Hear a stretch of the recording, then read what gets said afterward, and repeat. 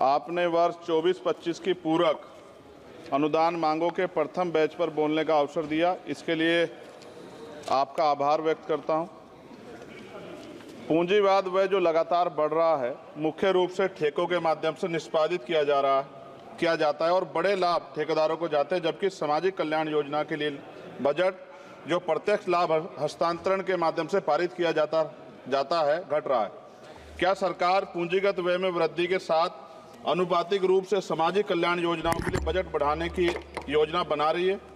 अनुसूचित जाति के कल्याण के लिए आवंटन पर विवरण यह दर्शाता है कि बजट के अनुमान 23-24 को 158,161 करोड़ रुपए और संशोधित अनुमान 23-24 का 146861.08 करोड़ रुपए, जबकि बजट का अनुमान 24-25 का 165597.70 करोड़ रुपए है, जबकि बजट परिव्यय 4765,768 करोड़ रुपए है, जो कुल बजट परिव्यय का लगभग 3% है। यदि नहीं तो अद्यतन आंकड़े क्या हैं?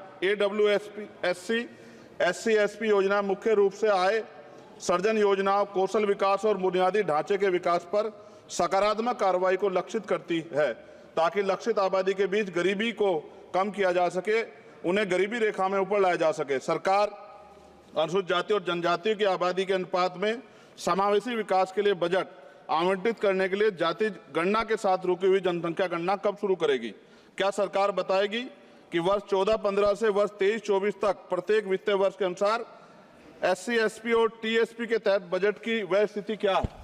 वित्तीय वर्ष 2014-15 से वित्तीय वर्ष 23-24 तक SC, SP और TSP बजट का लंबित बैकलॉग क्या है और बैकलॉग को कम करने के लिए क्या योजना है? क्या महात्मा गांधी राष्ट्रीय ग्रामीण रोजगार गारंटी योजना कार्यक्रम पर मद से 1 से पता चलता है कि 23-24 का वास्तविक व्यय 90806 करोड़ रुपए था और 24-25 का बजट अनुमान केवल 86,000 करोड़ रुपए था, जिसमें ग्रामीण श्रमिकों को रोजगार की गारंटी देने के लिए मनरेगा अधिनियम 2005 के तहत 100 दिन में काम देखते हुए भारी कमी की गई है। क्यों?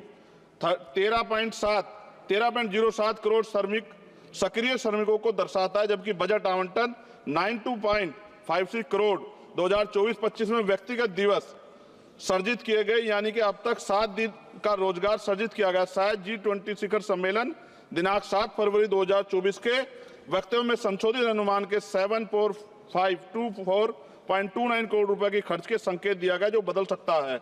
बजट अनुमान 24-25 के तहत सक्रिय जॉब कार्ड धारक श्रमिकों को कितने दिनों की गारंटी कार्ड नौकरी की योजना बनाई गई है? राष्ट्रीय स्तर पर औसत दैनिक मजदूरी भुगतान क्या है? यदि सभी सक्रिय कार्ड धारक श्रमिक 100 दिन काम करते तो कितने बजट की आवश्यकता है? क्या मुफ्त अनाज देने के साथ साथ अतिरिक्त नौकरियां देना उचित नहीं?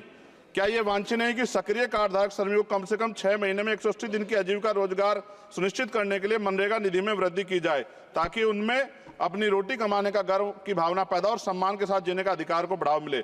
स्कूली शिक्षा और साक्षरता विभाग पर समग्र शिक्षा बजट अनुमान लगभग 10.5% कम दर्शाता है। समग्र शिक्षा बजट अनुसूचित जाति और जनजातियों की संख्या के अनुरूप है क्या? सक्षम आंगनबाड़ी और पोषण आंगनबाड़ी सेवा पोषण अभियान किशोरियों के लिए योजनाओं के लिए प्रावधान पिछले वर्ष की तुलना में कम है, जबकि NP ने प्रारंभिक बाल देखभाल और शिक्षा ECCI के पाठ्यक्रम की सिफारिश की, जिसके कारण अधिक आंगनबाड़ी कार्यकर्ताओं को उनके बजट की आवश्यकता है। क्या अधिकांश आंगनबाड़ी कार्यकर्ता SC और ST समुदाय से? कृपया सामान्य कर्मचारियों के साथ साथ राज्यभर तैनात अनुसूचित जाति और जनजाति कर्मचारियों का विवरण साझा करें।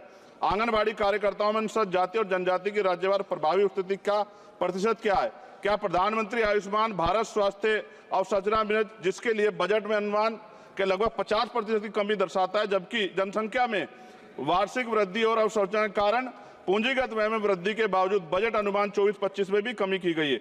आप स्वास्थ्य में व्यय को किस प्रकार बढ़ाएंगे तथा इसमें GDP के 6% के स्वीकार्य स्तर पर लाने का प्रस्ताव रखते हैं? अनुसूचित जातियों की लगभग 80% आबादी सीमांत किसानों और दिहाड़ी मजदूर से बनी, जो गांव में रहते हैं, जबकि शेष आबादी शहरी क्षेत्रों में रहती है। इसलिए क्या बड़े पैमाने पर कृषि भूमि पर काम करने वाले दिहाड़ी प्रवासी मजदूरों के लिए किसान सम्मान निधि स्वीकार्य है? यदि हाँ, तो अनुसूचित जाति और जनजातियों के अनुसूचित जाति मजदूर और सीमांत किसानों के राज्यभर कितनी किसान सम्मान निधि दी गई? क्योंकि योजना का नाम किसान सम्मान निधि है। प्रस्तावित यूरिया सब्सिडी अनुसूचित जाति जनजाति किसानों की प्रतिशत जनसंख्या के अनुरूप तथा आप अनुसूचित जाति जनजाति किसानों के राज्यवार लाभार्थी जनसंख्या के बारे में जानकारी देंगे। क्या किसानों को लीगल एमएसपी की गारंटी का लाभ मिलेगा, देने की योजना है? प्रधान वित्त मंत्री बताने कृपा करें, प्रधानमंत्री फसल बीमा योजना अनुसूचित जाति और जनजाति किसानों के पास कितनी भूमि है?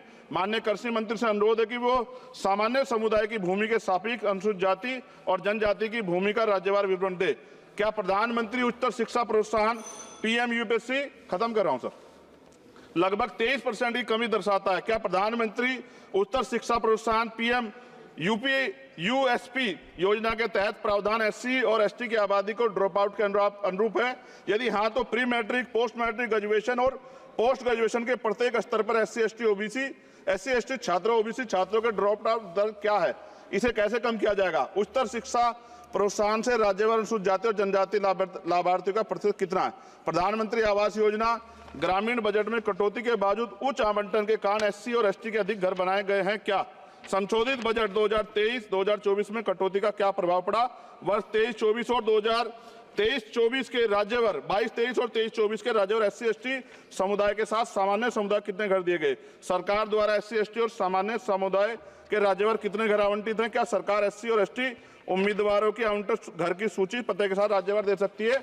और अंत में महोदय, सबसे ज्यादा जरूरी है एससी एसटी वर्गों ओबीसी वर्गों की जान की सुरक्षा। एनसीआरबी का डाटा यह कहता है कि इतनी महिलाओं पे रेप एससी एसटी की और हत्याएं होती हैं, आज भी जुल्म होता है और कहीं कोई सुनवाई नहीं है, ना राज्य सुनता है। और केंद्र को, क्योंकि हम केंद्र से जुड़े हुए हैं, हम लोग केंद्र में कहते हैं तो वो राज्य के ऊपर छोड़ देते हैं। क्या दलित आदिवासी पिछड़ों को मरने के लिए छोड़ दिया जाए? क्या उनके जीवन का कोई मोल नहीं है? क्या उनकी बेटियों का सम्मान नहीं है? क्या उनकी बेटियां देश की बेटियां नहीं है? क्या उनकी माओ को अपने बच्चों की सुरक्षा की गारंटी मिलनी चाहिए, नहीं मिलनी चाहिए? जब बजट का तो सर तब कुछ करेंगे जब वो जिंदा रहेंगे। मैं लगातार इस पे आवाज उठा रहा हूं और मुझे नहीं लगता कि इस पे कोई उम्मीद हमें ज्यादा बची है। मैं आपके माध्यम से प्रधानमंत्री से मांग करता हूं कि इन वर्गों की सुरक्षा की व्यवस्था सुनिश्चित किया जाए।